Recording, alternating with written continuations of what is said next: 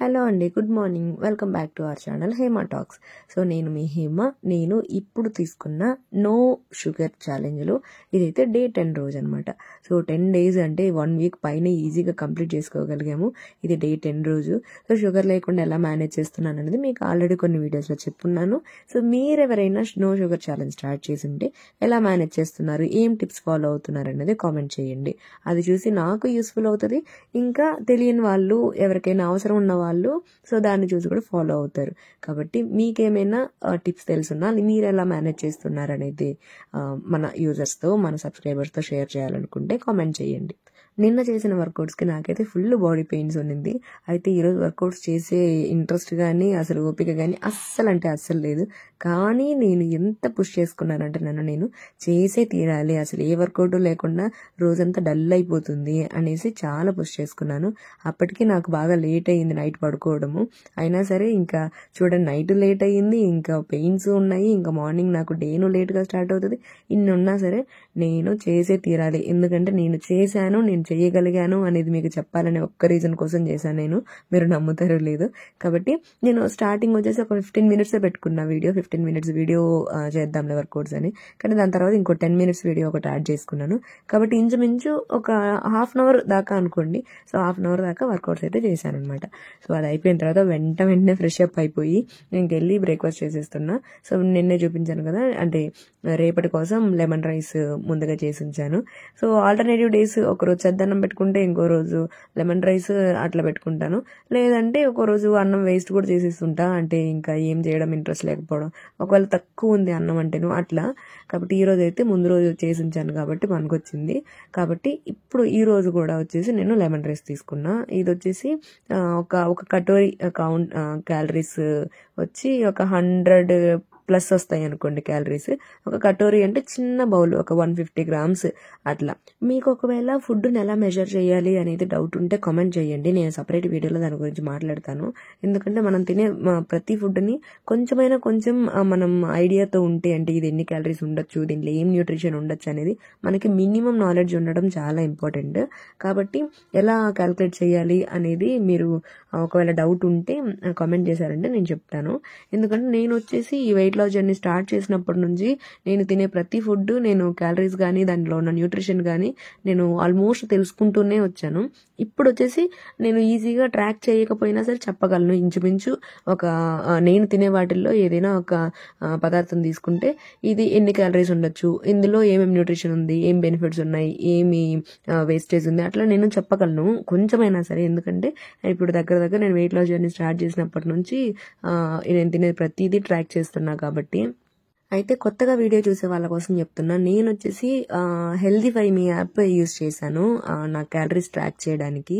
So అందులోనే ప్రతి ఫుడ్లోనూ ఏమేమి న్యూట్రిషన్, మైక్రోస్ చెప్పదు కానీ మ్యాక్రోస్ చెప్తుంది. సో అంటే ప్రోటీన్ ఉందా, ఫ్యాట్ ఉందా, కార్బోహైడ్రేట్స్ ఉందా, ఫైబర్ ఉందా అని చెప్తుంది అనమాట ఆ అప్లికేషన్లో. కానీ ఇప్పుడు దాన్ని పెయిడ్ ఫీచర్ చేసేసారు. బట్ స్టిల్ దాంట్లో కొన్ని లూప్ హోల్స్ ఉన్నాయి, అలా కూడా చూసుకోవచ్చు మనము. ఒకవేళ అట్లా కాకపోయినా ఏ ఫుడ్ అయినా సరే మనం జస్ట్ గూగుల్లో దీంట్లో ఉన్న న్యూట్రిషన్ ఏంటని అడిగితే చాలు, ఈజీగా చెప్పేస్తుంది. ఇంకెందుకు మన ChatGPT లాంటి ఇంకా ఏ టూల్స్ ఎన్నో ఉన్నాయి కదా, వాటిల్లో కూడా ట్రై చేయండి. మీకు దేంట్లో డౌట్ ఉన్నా సరే, ఈ ఫుడ్లో ఉన్న బెనిఫిట్స్ ఏంటి, ఇందులో ఉన్న లాసెస్ ఏంటి అనేసి అట్లా చూసారంటే మీకు అర్థమైపోతుంది. సో ఆ రకంగా నేను వచ్చేసి హెల్తీఫై మీ యాప్ చాలా దగ్గర 1-2 years నుంచి యూజ్ చేశాను. కాబట్టి నాకు ఒక ఐడియా ఉంది. హెల్తీఫై మీ యాప్ కాకుండా ఇంకా కూడా మై ఫిట్నెస్ పాలని ఇంకా చాలా ఉన్నాయి. నాకు ఇది వచ్చేసి యూజ్ చేయడానికి చాలా కన్వీనియంట్గా అనిపించింది. కానీ ఇప్పుడు వాళ్ళు UI మొత్తం చేంజ్ చేశారు. ఇప్పుడు నాకు అంత నచ్చలేదు. ఒకప్పుడు అయితే చాలా డీసెంట్గా ఉండేది, ఇప్పుడు కొంచెం ఎక్కువ అడ్వర్టైజ్మెంట్స్ ఎక్కువైపోయాయి అందులో. సో మీరు వెయిట్ లాస్ జర్నీలో ఉండి ఇట్లా ఏదైనా ట్రాకింగ్ అప్లికేషన్స్ ఏమైనా యాప్స్ ఏమైనా వాడుతూ ఉంటే మన వీడియో కింద కామెంట్ చేయండి, ఎందుకంటే తెలియని వాళ్ళు తెలుసుకుంటారు.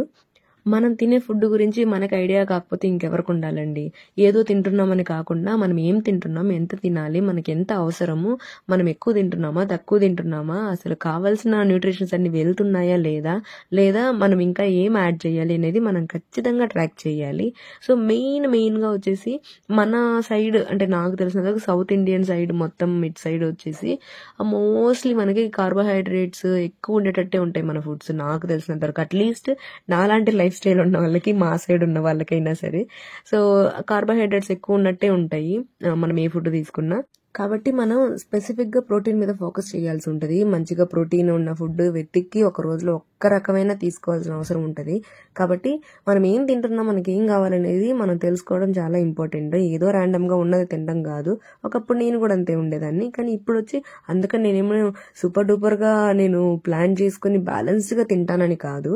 మనకి ఉన్న దాంట్లో మనం ఏమైనా చిన్న చిన్న మోడిఫికేషన్స్ చేసుకోగలమా అన్నది మాత్రమే నా ఐడియా ఉంటుంది. అంతేగాని కంప్లీట్గా నా లైఫ్ స్టైలే చేంజ్ చేసేంత ఇది నాకు ఇష్టం ఉండదు కూడా. మనం మామూలుగా తినేటట్టే ఉండాలి, కానీ అందులో కొన్ని ప్లస్ ఆర్ మైనస్లు చేసుకోవాలి, అలా ఇష్టం నాకు. అంతేగాని వైట్ రైస్ మానేయడము, లేకపోతే ఓట్స్ ఏ తింటాను, నేను మిల్లెట్స్ ఏ తింటాను, నేను రెడ్ రైస్ బ్రౌన్ రైస్లు ఇవే తింటాను, నేను బ్రెడ్ ఏ తింటాను, అట్లా నాకు అస్సలు నచ్చదు. ఎప్పుడో ర్యాండమ్గా ఫ్యాన్సీగా 1-2 సార్లు ట్రై చేస్తాను, కానీ అందుకని మొత్తం అదే చేయలేను. మనం తింటున్న నార్మల్ ఫుడ్డే చాలండి. కాకపోతే రోజు 2 కోడిగుడ్లు, లేకపోతే డ్రై ఫ్రూట్స్, లేకపోతే చికెన్, ఇంకా పప్పు, లేదంటే మన ఈ స్ప్రౌట్స్, ఇట్లాంటి ఇంకా చాలా ఆప్షన్స్ ఉంటాయి ప్రోటీన్ కోసం.